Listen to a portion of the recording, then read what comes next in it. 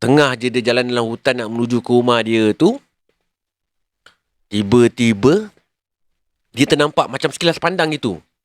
Dia nampak ada satu lembaga ni berjubah hitam, tinggi saiznya, sepantas kilat berdezup melintas betul-betul dekat depan dia.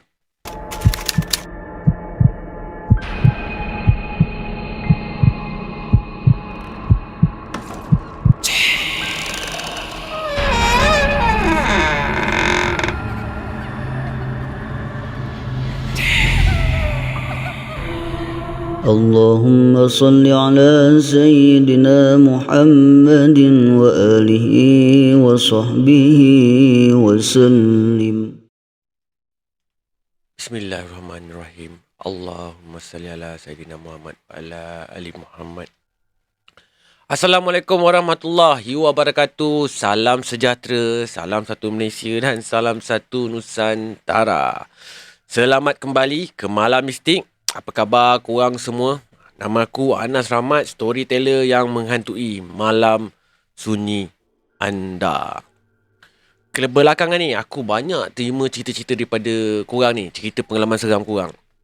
Tapi aku nak minta maaf kalau ada lagi yang masih belum aku dapat nak ceritakan. Sebenarnya aku terpaksa ambil sikit waktu untuk susun balik cerita korang tu. Aku faham tak semua di antara kita ni pandai menulis ataupun mengarang cerita, ya tak? So, kalau yang mana-mana tu yang hantar tulis cerita korang tu, ada yang tergabur kan? Aku terpaksa ambil masa sikit untuk baca dan faham betul-betul cerita korang tu. Supaya nanti masa aku bercerita balik, taklah cerita yang aku sampaikan tu lari daripada cerita asal korang. Ya tak? Ada juga beberapa cerita yang aku tak dapat nak ceritakan balik dekat segmen Malam Mistik. Antara sebabnya, kadang-kadang tu cerita korang hantar tu tak berapa nak lengkap. So guys, kalau korang nak hantar cerita dekat aku lepas ni, bantu aku detailkan sikit cerita korang tu. Bagilah tahu cerita tu kejadiannya berlaku dekat mana, bila berlakunya. Kalau korang tak nak bagi nama tempat spesifik pun, tak apa. Tapi sekurang-kurangnya korang bagilah nama daerah ke, nama negeri pun dah cukup lah kan. Sekurang-kurangnya ada lah tempat tu berlaku dekat mana. Jangan biarkan kosong. Sebab dia macam tergantung kalau tak tahu cerita tu berlaku dekat mana. Apapun aku tetap juga nak ucapkan terima kasih dekat semua yang menghantar cerita kat segmen Malam Mistik ni. Walaupun cerita korang tu kadang-kadang ada yang tak lengkap. Tapi aku tetap juga nak ucapkan terima kasih sebab korang ada effort nak hantar cerita kat aku. Bukan mudah, aku faham. Nak berceritakan pengalaman orang ni kan. Bila korang dah hantar cerita kat aku, dah jadi pun tanggungjawab aku untuk sampaikan cerita tu dekat orang. Right? Tapi tak kisahlah yang korang hantar kat aku tu yang pakai tulis ke, kan, yang pakai voice message ke, pakai email ke. Tapi kalau cerita korang tu lengkap, cerita korang tu cantik kan, InsyaAllah aku akan sampaikan balik dekat segmen Malam Mistik. Cuma cepat dengan lambat je lah aku nak sampaikan tu. So, aku nak sambung dengan cerita malam ni. Malam ni aku nak kongsi 3 cerita daripada 2 orang subscriber aku ni yang berasal daripada Sabah, negeri di bawah Bayu, yang menceritakan pengalaman mistik yang berlaku dekat negeri Sabah juga. Cerita yang pertama ni dengan yang kedua ni datangnya daripada Nurul. Kisah pengalaman seram yang terjadi dekat dia masa dia kecil-kecil dulu. Berlaku dekat sekolah dengan rumah dia. Nurul ni, dia ni adalah pendengar aku daripada podcast Malam Mistik. Dia send cerita ni melalui email. Kisah yang ketiga pula datangnya daripada subscriber aku berbangsa Cina yang sentiasa setia kat Malam Mistik. Nama dia Chin. Chin ni cerita kisah pengalaman kawan dia yang masa tu terkena gangguan mistik masa pergi memburu dekat dalam hutan. Cerita memburu ni menarik. So, sebelum aku nak start cerita malam ni, bantu aku belanja, like and share dulu guys. Tekanlah button subscribe yang colour merah tu buat yang masih lagi belum subscribe channel Anas Rahmat ni. So, apa tunggu lagi? Aku tahu korang pun dah tak sabar nak dengar cerita kan? Jom layan cerita yang pertama ni. Let's roll on Malam Mistik. Let's go.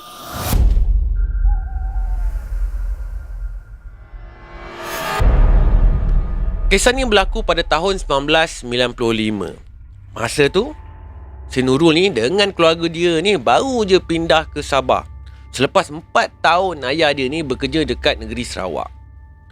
Masa tu si Nurul ni baru je masuk dekat sebuah sekolah ni yang terletak dekat satu daerah yang boleh kata agak terpencil jugalah dalam kawasan negeri Sabah ni.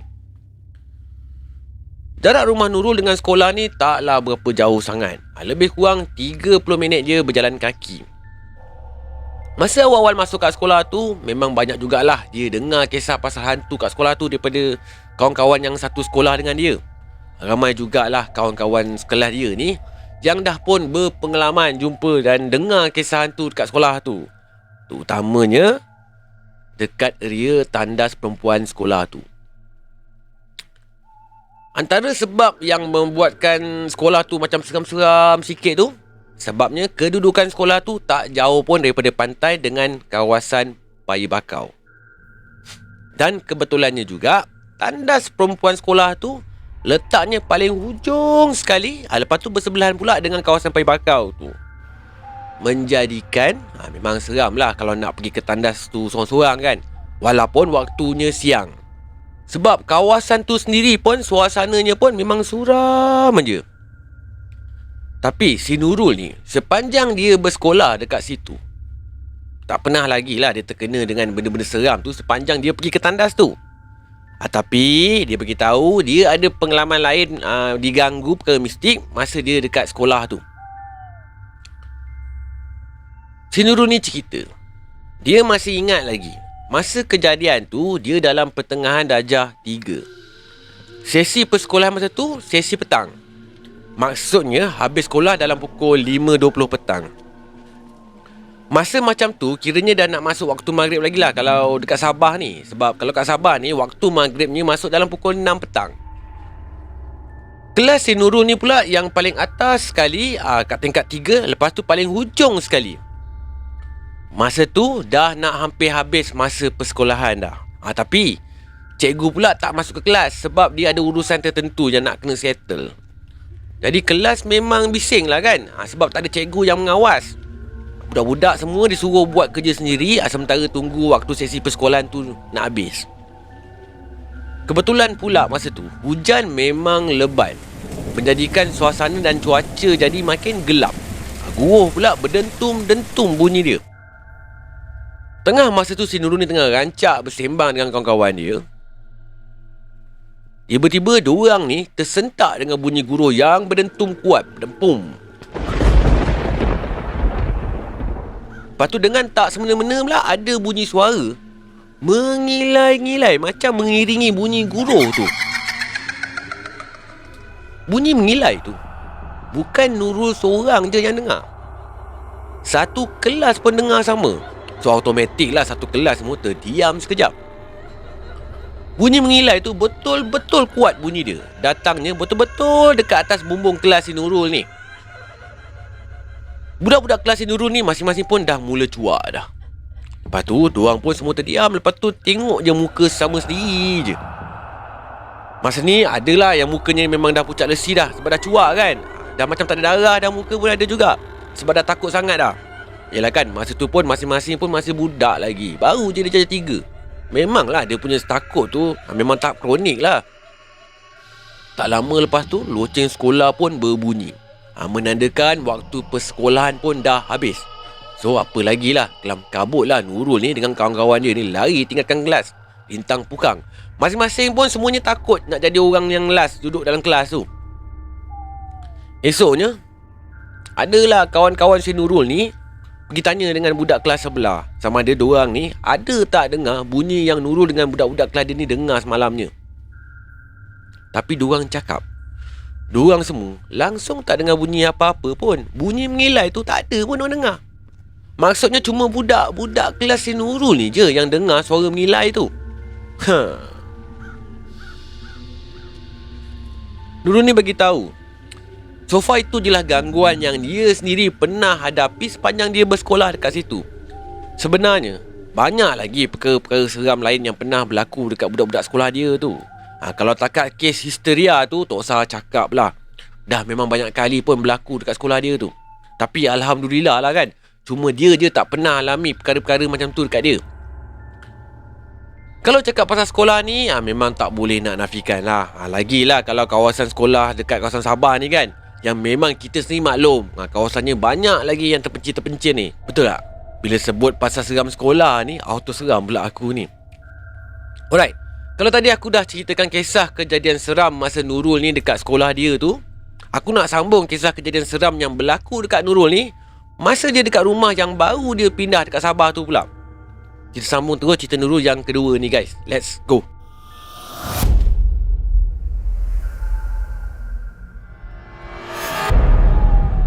Nak jadikan kisah, rumah yang Nurul duduk ni adalah bekas rumah pakcik dia sendiri.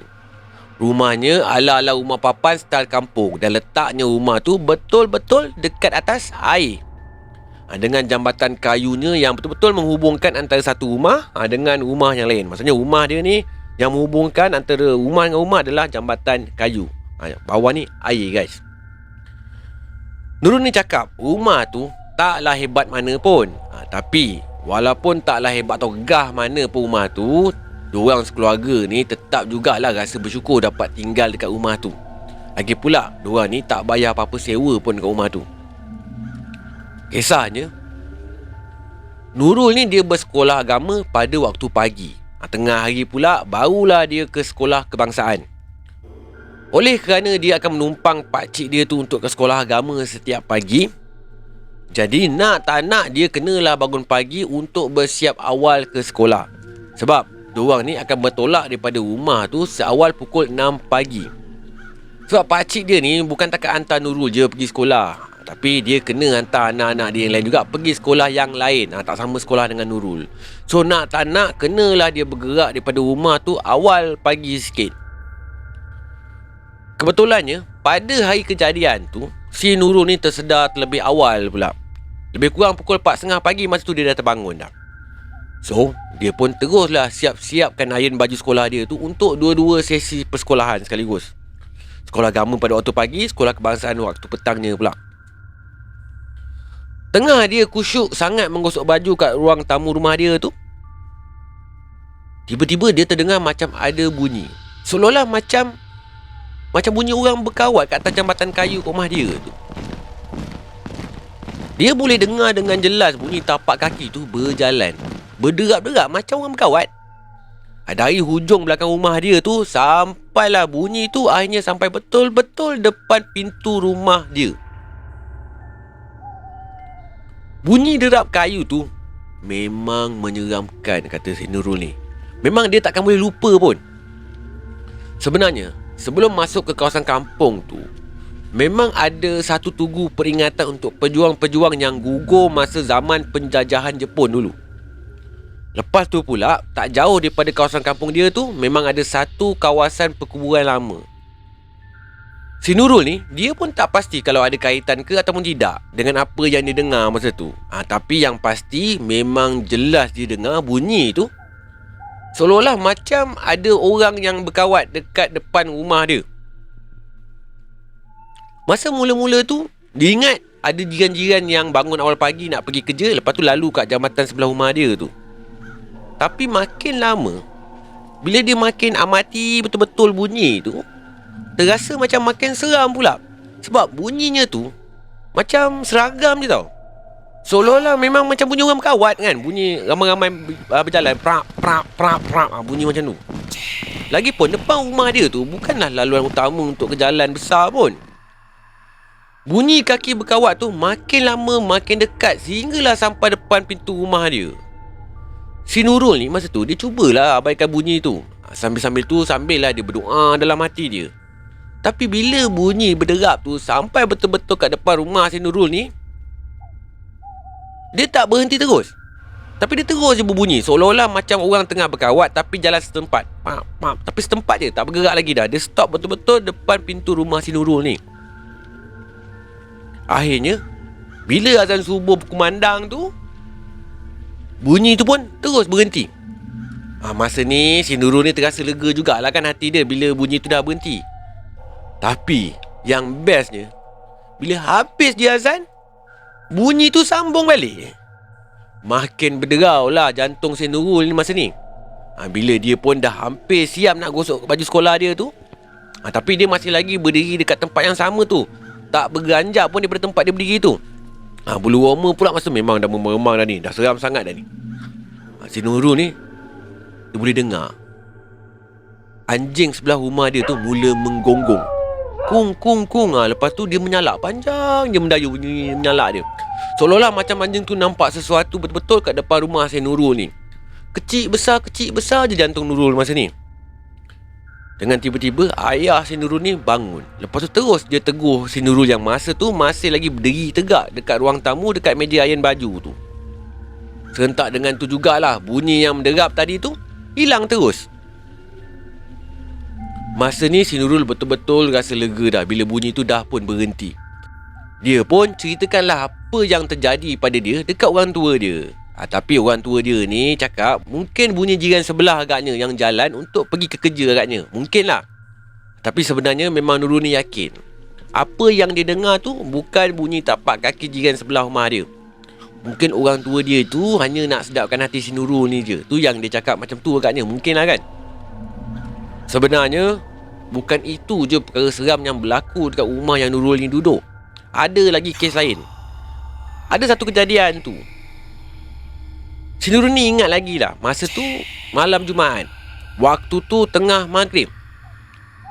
Emaknya tu duk bising-bising lah dekat dia dengan adik lelaki dia masa tu. Suruh bersiap cepat ambil wuduk nak solat berjemaah bersama-sama katanya. Jadi si Nurul ni, dia dengan adik dia ni pun masing-masing main tolak-tolak lah. Siapa yang nak pergi tandas dulu. Kejap-kejap Nurul tolak adik dia bagi tahu Nurul lah yang pergi. Diorang ni bergaduh sama sendiri siapa yang nak pergi tandas untuk ambil wuduk dulu. Tandas tu letaknya dekat luar rumah. Tapi kedudukannya betul-betul dekat belakang rumah. Tapi walaupun terpisah daripada rumah, kedudukannya tu taklah jauh mana pun, dekat je. So lepas masing-masing ni main tolak-tolak siapa yang kena pergi ambil wuduk dulu, akhirnya adik si Nurul ni mengalah. Lepas tu dia pun masuklah ke tandas dulu. Sementara si Nurul ni pula berdiri je dekat pintu dapur sambil perhatikan adik dia ni ambil wuduk dekat tandas yang pintunya terbuka masa tu. Tengah dia duk hayal perhatikan adik dia tu,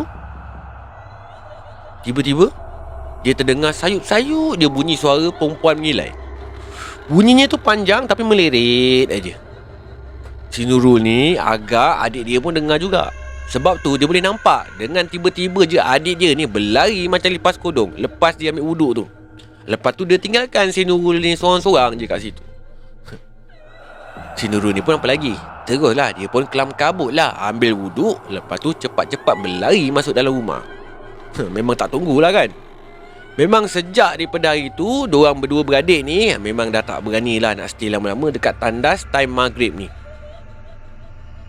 Ada lagi satu kisah ni.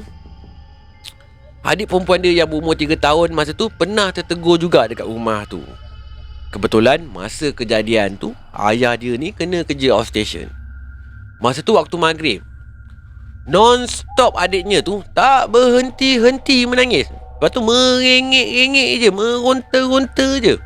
Emaknya ni pula yang tak berapa sedap hati tu, lepas je solat maghrib, terus peluk adiknya tu sambil bacakan surah Yasin dekat telinga adik dia. Adiknya pula masa tu mengamuk-ngamuk, meronta-ronta seolah-olah macam nak lepaskan diri daripada pelukan emaknya tu.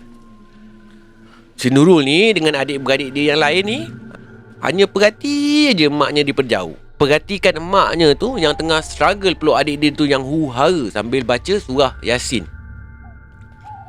Masa tu nak jugalah kan si Nurul ni bantu maknya tu. Kononnya nak lah bantu pegang adiknya tu kan. Jangan adik ni meronta-ronta tolong maknya pegang kan. Tapi maknya ni tak bagi diorang datang dekat pun. Dia suruh duduk jauh-jauh je. Mungkin maknya tu tak nak ada anak-anak dia yang lain pula yang terkena dengan gangguan. Tu yang maknya ni suruh anak-anak dia ni, suruh anak-anak dia yang lain ni just duduk perhati daripada jauh je. Jangan datang dekat, jangan campur. Tak lama lepas tu akhirnya adik dia yang huara tu jadi tenang. Itu pun selepas maknya ni hampir nak habis dah baca Yasin. Diam tak diam 2 tahun jugalah si Nurul ni dengan keluarga dia ni duduk dekat rumah tu. Akhirnya dia sekeluarga ni pindah ke rumah baru. Rumah baru tu letaknya tak jauh pun daripada sekolah agama si Nurul ni. Alhamdulillah, dekat rumah baru tu tak ada apa-apa pun gangguan mistik pun yang dialami keluarga si Nurul ni. Rumah atas air lain macam juga kisahnya ni. Silap agaknya memang hantu Jepun yang tengah berkawal tu. Dia nak kenal owner rumah baru agaknya. Mungkin lah kan. Alright. Aku nak sambung lagi dengan satu kisah yang dikirim oleh subscriber aku ni. Chin nama dia ni. Jom layan guys. Let's go.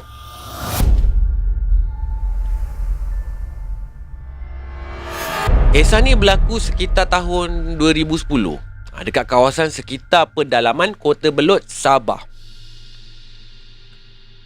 Chin ni beritahu, kisah ni berlaku dekat seorang kawan dia ni yang berketurunan dusun yang mengalami gangguan mistik masa member dia ni pergi memburu dekat dalam hutan sekitar Kota Belud. Nak dijadikan cerita, memang dah pun jadi rutin kawan si Chin ni. Kalau kat rumah dia tu, kalau dah kehabisan lauk je, dia akan pergi memburu kat dalam hutan. Biasanya kalau dia turun memburu tu, dia akan menggunakan jerat buatan je. Bukan senapang tu. Dia gunakan jerat buatan saja. Kalau ada rezeki, bolehlah dapat pelanduk ke, ayam hutan ke, dengan macam-macam lagi lah binatang lain. Senang cakap, memang dah rutin dengan tradisi keluarga member si Chin ni pergi memburu kat dalam kawasan hutan bila rumah diorang ni dah habis lauk. Hari tu, kawan si Chin ni pasang jeratnya tu pada waktu tengah hari. So lepas siap-siap pasang jerat tu, dia pun teruslah balik ke rumah dia. Kebetulannya juga tengah hari tu si Chin ni datang ke rumah kawan dia tu. Datang sesaja je nak melepak. Sebab rumah kawan dia ni dah macam rumah Chin juga dah. Chin ni memang mesra lah dengan family kawan dia ni. So masa Chin tengah melepak kat rumah kawan dia tu, tengah melepak dengan kawan dia tu, tiba-tiba kawan dia ni dia dapat insting, macam feeling lah kan, yang jerat dia pasang tengah hari tadi dalam hutan tu macam dah membuahkan hasil. Entah macam mana agaknya dia dapat feel masa tu, yang tu Chin pun tak tahu. So dia pun ajaklah si Chin ni temankan dia masuk hutan petang tu untuk pergi check jerat dia. Tapi si Chin ni malas nak ikut sama. So kawan dia tu bila Chin tak nak ikut, paksalah dia seorang-seorang je pergi masuk ke dalam hutan tu balik, nak pergi tengok-tengok kalau jerat yang dia pasang tengah hari tadi tu dah membuahkan hasil ke ataupun belum.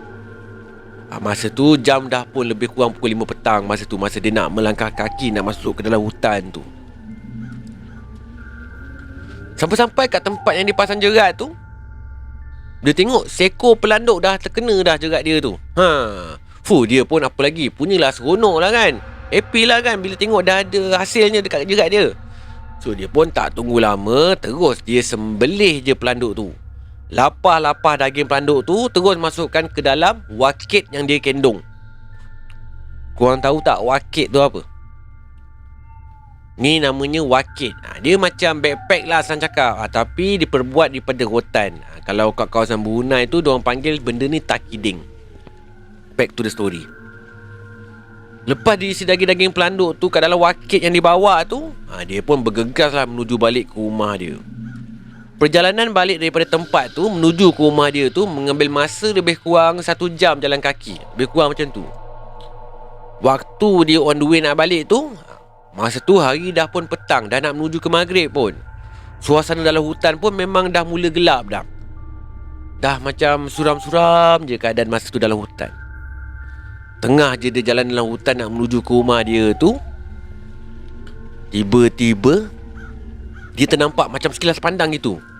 Dia nampak ada satu lembaga ni berjubah hitam, tinggi saiznya, sepantas kilat berdezup melintas betul-betul dekat depan dia.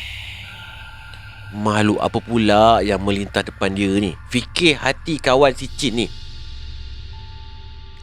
Masa ni hati dia betul-betul dah tak sedap dah. Dah tak keruan dah. Seram pun dia jugalah kan.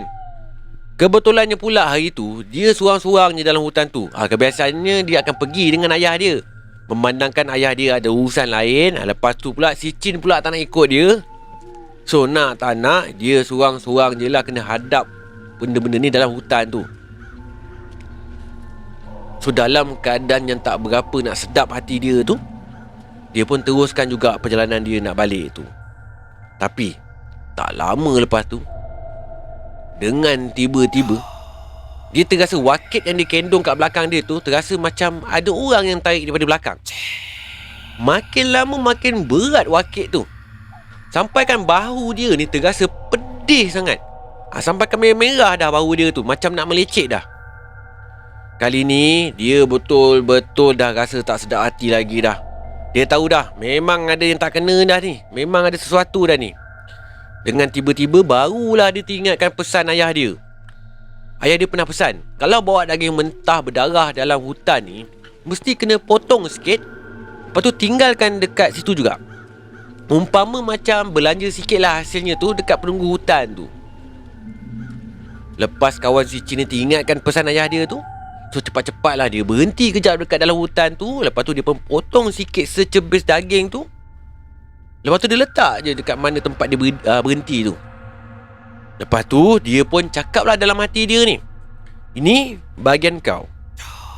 Yang lebih ni aku akan bawa balik. Jangan ganggu aku lagi.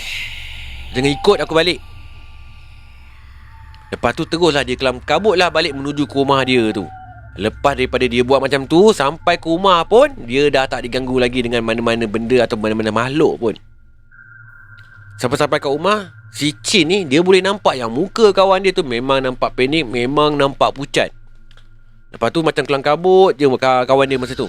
Si Chin ni pun tanyalah kan kat kawan dia apa yang berlaku sebenarnya ni. Kawan dia ni belum pun dia bercerita pasal apa yang berlaku dekat dia dalam hutan tu, dia terus je hamun si Chin ni dulu. Marah betul dia dengan Chin sebab si Chin ni tak ikut dia masa masuk ke dalam hutan petang tu.